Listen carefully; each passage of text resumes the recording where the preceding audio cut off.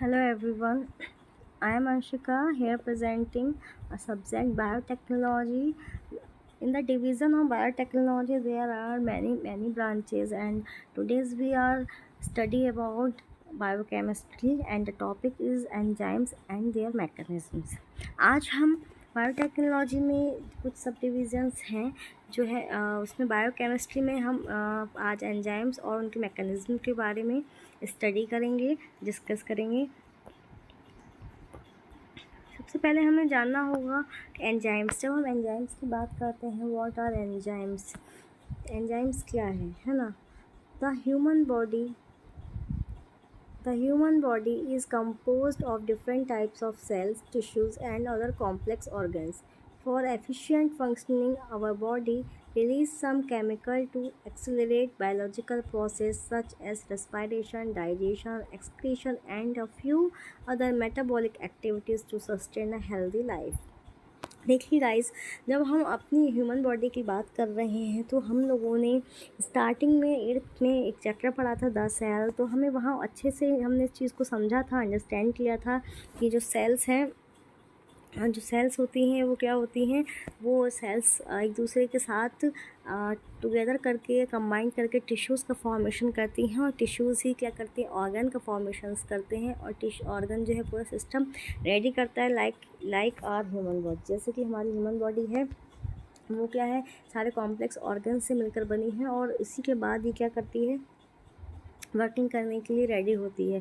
तो जो efficient functioning है, मतलब प्रॉपर फंक्शनिंग के लिए हमारी बॉडी में प्रॉपर फंक्शनिंग के लिए जितने भी ऑर्गन्स काम कर रहे हैं उनमें कुछ केमिकल रिलीज़ होते हैं जो कि हमारी बायोलॉजिकल जो प्रोसेस है उसको इन्हांस करते हैं, एक्सीलरेट करते हैं, करते हैं। जैसे कि रेस्पायरेशन हो गया, डाइजेशन हो गया, एक्सक्रीशन हो गया, या मेटाबॉलिक एक्टिविटीज़ हो गई।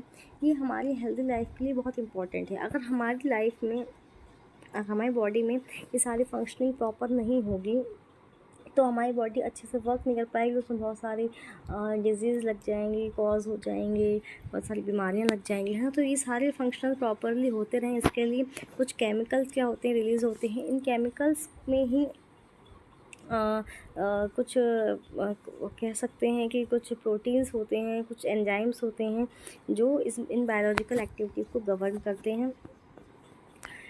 तो ये एंजाइम्स जो हैं लिटिल अमाउंट में ही हमारी बॉडी के लिए इनफ होते हैं। Enzymes term was given by F.E. कुहने। सबसे पहले जो एंजाइम्स टर्म दिया था वो F.E. कुहने ने दिया था। F.E. कुहने ने दिया था गाइस। किसने दिया था? F.E. कुहने ने सबसे पहले इस टर्म को कॉइन किया था, डिस्कवर किया था। इन्होंने इसको इसलिए डिस्कवर किया था, मतलब इन्होंने कहाँ इसको डिस्कवर किया था इसके बारे में जान लेते हैं। First time enzyme was observe in alcoholic fermentation. Alcoholic fermentation में इसको सबसे पहले डिस्कवर किया गया, ऑब्जर्व किया गया। F.E. कुहने ने सबसे पहले ऑब्जर्व एल्कोहलिक फर्मेंटेशन में किया। अब ये एल्कोहलिक फर्मेंटेशन क्या है, 2 टाइप की फर्मेंटेशन होती है, एरोबिक एंड एनारोबिक।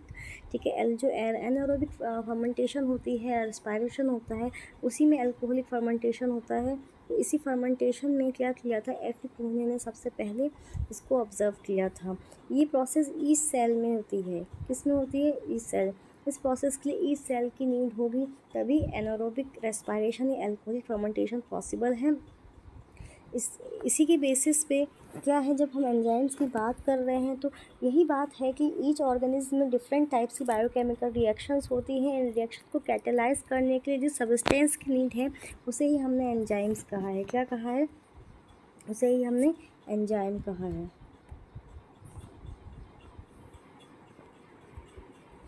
एंजाइम कह दिया है। एंजाइम की सिंथेसिस क्या होती है, वो ऑर्गेनिज्म में होती है, लिविंग ऑर्गेनिज्म में होती है, और इसलिए इनको बायोकैटालिक्स भी कहते हैं। क्या कहते हैं? बायोकैटालाइज भी कहते हैं। बायो कैटलिस्ट भी कहते हैं। क्या कहते हैं इनको? बायोकैटलिस्ट भी कहते हैं। एंजाइम्स 2 टाइप्स के होते हैं। Enzymes broadly divide into 2 parts. वैसे तो एंजाइम्स की अगर हम टाइप्स की बात करते हैं तो बहुत डिफरेंट टाइप्स के, मेनली 6 और 7 टाइप्स के एंजाइम्स होते हैं, बट इनको 2 पार्ट्स में मेनली डिवाइड किया गया है, exo enzyme and endo enzyme. इसके बारे में डिस्कस करते हैं guys. What is exo enzyme. Exo means ही हमें पता है बाहर, आउटसाइड, एंडो मीन्स अंदर, इनसाइड, राइट। तो एक्सो एंजाइम जैसा कि नेम से ही मेंशन है, in this process enzyme synthesis in one cell and perform function in another cell. मतलब कि इन एंजाइम्स का जो सिंथेसाइजेशन होता है, सिंथेसिस होती है, वो तो किसी और सेल में होती है और उनका फंक्शन जो है दूसरे सेल में परफॉर्म किया जाता है, इसलिए इनको एक्सोसेलुलर एंजाइम्स भी कहते हैं। एग्जाम्पल है डाइजेस्टिव एंजाइम्स। गाइस जितने भी डाइजेस्टिव एंजाइम्स हो गए, पेप्सिन है, रेनिन है, ये सभी क्या हैं, डाइजेस्टिव एंजाइम्स हैं। सलाइवरी ग्लैंड से सलाइवा प्रेजेंट होता है, ये सभी क्या है, डाइजेस्टिव एंजाइम्स हैं। इन डाइजेस्टिव एंजाइम्स क्या होते हैं, इनमें एक्सो एंजाइम्स ही प्रेजेंट होते हैं और ये फंक्शन किसी अनदर सेल में क्या करते हैं, परफॉर्म करते हैं, इसलिए इनको एक्सोसेलुलर एंजाइम्स कहते हैं। Second is endo enzymes. Endo enzymes जैसे कि नेम से ही मेंशन है, endo means inside. In this type of enzyme is perform function in same cell in which it synthesized. इसमें क्या होता है, जिस सेल में इनको सिंथेसाइज किया गया है उसी सेल में ये क्या करते हैं, अपने फंक्शंस को परफॉर्म करते हैं, इसलिए इनको इंट्रासेलुलर एंजाइम्स कहते हैं। इस टाइप के जितने भी एंडो एंजाइम्स हैं, माइटोकॉन्ड्रियल एंड क्लोरोप्लास्टिक एंजाइम्स में प्रेजेंट रहते हैं और अपने फंक्शन को परफॉर्म करते हैं।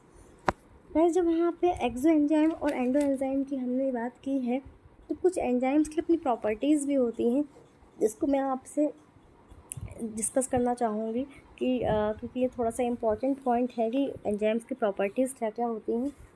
एंजाइम्स जो होते हैं बहुत ही लिटिल अमाउंट में सफिशिएंट होते हैं, रिक्वायर्ड होते हैं किसी भी केमिकल रिएक्शन के लिए, और ये कभी भी किसी भी केमिकल रिएक्शन को स्टार्ट नहीं करते बल्कि इन्हांस कर देते हैं, यानी इंक्रीज़ कर देते हैं, उनके रेट को इंक्रीज़ कर देते हैं।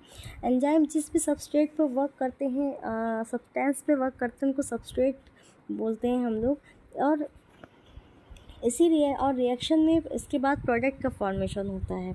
ठीक, कभी भी ये एंजाइम जो है रिएक्शन को इंक्रीज़ करेंगे, ठीक है, कभी भी इनको स्टार्ट नहीं करेंगे, इस बात को हमेशा याद रखिएगा। और इनकी लिटिल अमाउंट ही क्या होता है, इनफ होता है किसी भी रिएक्शन को स्टार्ट करने के लिए। एक चीज़ और मैं बता देना चाहूँगी कि जो एंजाइम्स होते हैं ना गाइस, ये जो एंजाइम्स की बात हम कर रहे हैं कि अभी हमने एंजाइम्स क्या हैं वो पढ़ा, what are enzymes and it is divided into two parts, exo enzyme, endo enzymes. जो एंजाइम्स हैं इनकी जो रेट होती है, आई मीन इनका जो अमाउंट होता है, ये बहुत ही इंपॉर्टेंट होता है। जस्ट बिकॉज ऑफ द जरा सा भी इनका अमाउंट या क्वांटिटी अप एंड डाउन होती है या फिर इंक्रीज़ या डिक्रीज़ होती है, तो ये बहुत सारी डिजीज़ हमारी बॉडी में कॉज कर देते हैं। तो इनकी जो क्वांटिटी है, इनका जो अमाउंट है हमारे बॉडी में रेगुलेट करना है इसको बहुत ही ज़रूरी है, क्योंकि ये हमारी पूरी बॉडी को रेगुलेट करते हैं एंजाइम्स। कि जितने भी हमारे हार्मोन्स हैं वो सारे क्या है, एंजाइम्स पे डिपेंड करते हैं। तो एंजाइम्स जो हमारी बॉडी का एक बहुत ही इंपॉर्टेंट पार्ट है, जिसको हमें मेंटेन करना बहुत ज़रूरी हो जाता है। जितने भी एंजाइम्स हैं, all enzymes are protein, but all protein are not enzymes. मतलब कि हम कह सकते हैं जितने भी एंजाइम्स हैं वो सारी प्रोटीन्स हैं, प्रोटीन के ही बने हैं, इसलिए उनको प्रोटीन्स कहते हैं। मगर ये कह देना गलत होगा कि जितने भी प्रोटीन्स हैं वो सारी क्या हैं, एंजाइम्स हैं। ठीक है, नेक्स्ट हम आगे मूव करते हैं, टेबल्स ऑफ कंटेंट पढ़ते हैं हम क्या क्या हैं। Let us understand what are enzymes, types, their structure, mechanism and various factor that affects its activity.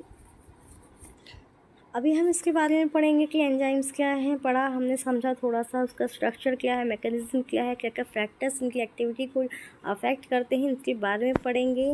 देखिए अगर हम एक क्या कहते हैं साइंटिफिक लैंग्वेज में अगर बात कर लें, तो enzymes can be defined as biological polymers that catalyze biochemical reactions.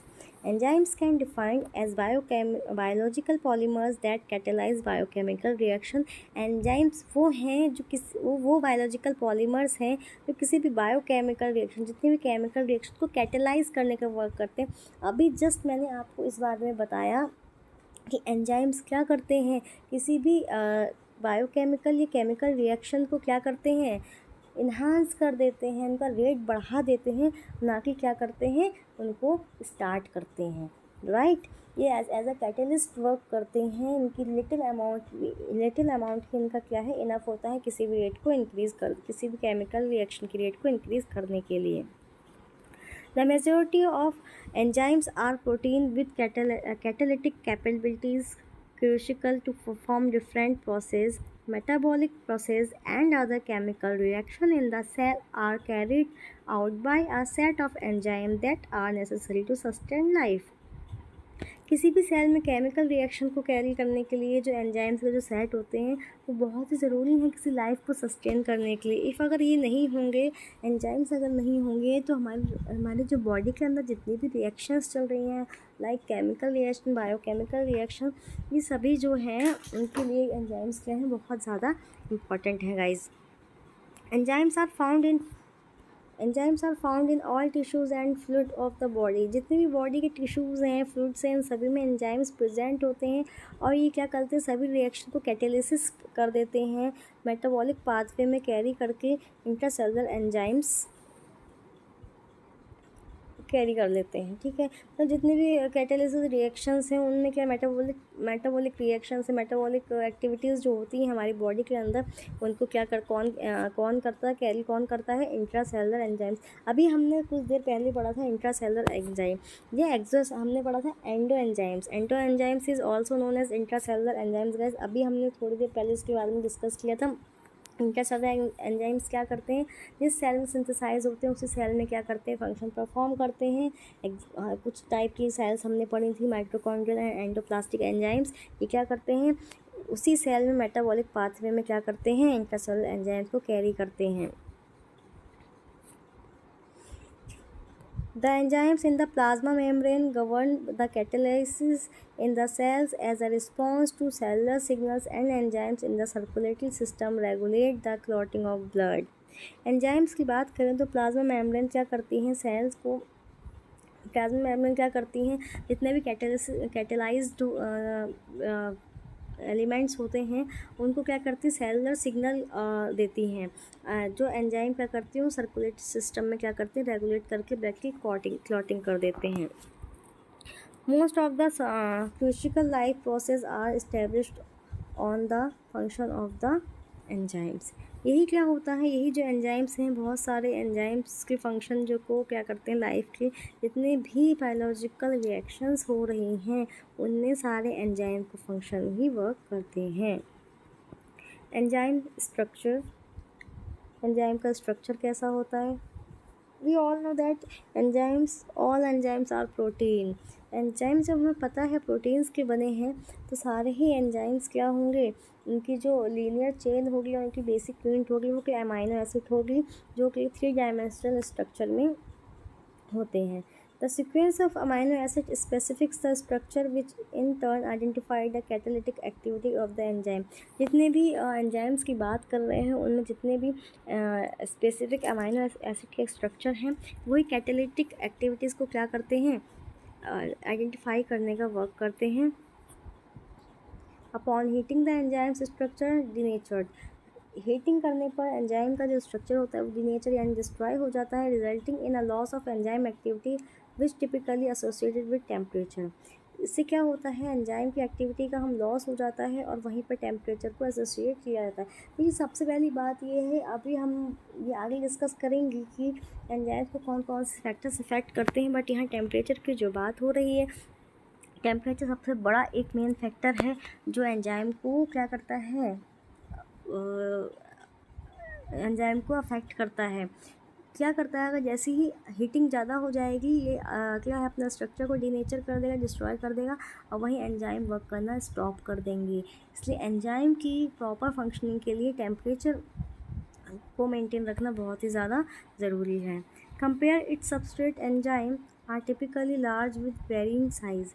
जो एंजाइम्स होते हैं वो अपने अलग अलग एंजाइम्स जो होते हैं, जो 6 और 7 टाइप्स के एंजाइम्स की हम अभी बात कर रहे थे, वो एंजाइम्स क्या करते हैं, अपने साइज़ को वेरी करते हैं। मतलब ये नहीं कह सकते कि हर एक एंजाइम पर्टिकुलर सेम साइज़ का होगा, उसकी क्या होंगे साइज़ डिफरेंट हो सकते हैं। Ranging from 62 amino acid residues to an average of 2500 residues found in fatty acid synthesis. देखिए अमाइनो एसिड्स की बात करें तो 62 एसिड्स रेजिड्यूज़ हैं, उसके अलावा एवरेज फैटी एसिड सिंथेसिस में 2500 रेजिड्यूज एसिड जो फैटी एसिड्स जो हैं फाइंड आउट किए जाते हैं। एवरेज है ये एक, only a small section of the structure is involved in catalysis and it's situated next to the building sites. यही क्या करते हैं, कैटालिसिस क्या करते हैं, स्ट्रक्चर में इन्वॉल्व होके बाइंडिंग साइट्स को आइडेंटिफाई करके वहाँ पे अटैच होते हैं. The catalytic site and binding site together constitute the enzymes active site. ये जो कैटालिटिक साइट और बाइंडिंग साइट की बात कर रहे हैं, एंजाइम्स की एक्टिव साइट को क्या करते हैं, कॉन्स्टिट्यूट करते हैं. a small number of ribozymes exist which serve as an RNA based biological catalyst. RNA में भी क्या होता है, एक्टिव साइट होता है. राइबोजाइम्स एक्सिस्ट होते हैं आरएनए में बेस्ड, जो बायोलॉजिकल कैटलिस्ट के रूप में वर्क करते हैं. It reacts in complex with protein, और यही प्रोटीन का क्या करते हैं, कॉम्प्लेक्स प्रोटीन के साथ रिएक्ट कर जाते हैं. तो गाइज आज हमने ये जो एंजाइम्स के बारे में थोड़ा सा डिस्कशन किया है आपके साथ, enzymes, properties of enzymes, parts of enzymes and the structure of enzymes. Guys आपको ये वीडियो कैसा लगा प्लीज़ कमेंट सेक्शन में जाके ज़रूर बताइएगा. और इसके अलावा इसके आगे मैकेनिज़्म है जो हम आगे पढ़ेंगे एंजाइम्स के बारे में. नेक्स्ट वीडियो में मैं आपसे मैकेनिज़्म ऑफ एंजाइम्स एक्शन के बारे में डिटेल में बात करूँगी और डिस्कस करूँगी. सो गाइस प्लीज़ ये वीडियो आपको कैसी लगी, प्लीज़ इसको लाइक एंड सब्सक्राइब कीजिएगा एंड ज़्यादा से ज़्यादा शेयर कीजिएगा. Thank you so much for watching this video. Thank you so much.